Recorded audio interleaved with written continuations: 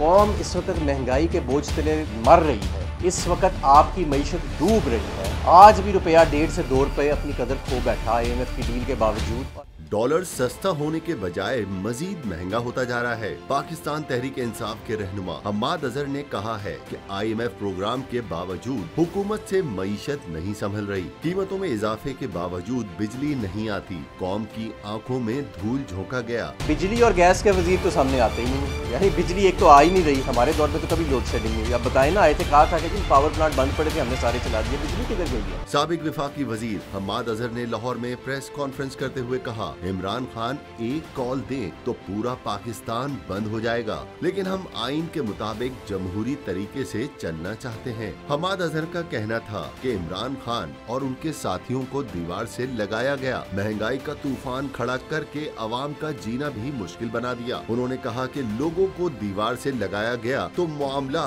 किसी भी तरफ जा सकते हैं। हुकूमत होश के नाखून ले।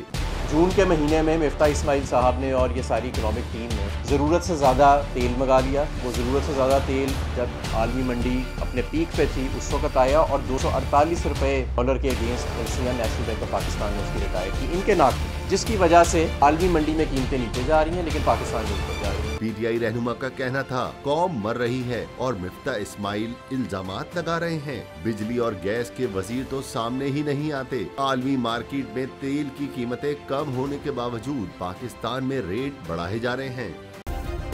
सब्सक्राइब करें और बेल दबाएं ताकि कोई खबर रह न जाए।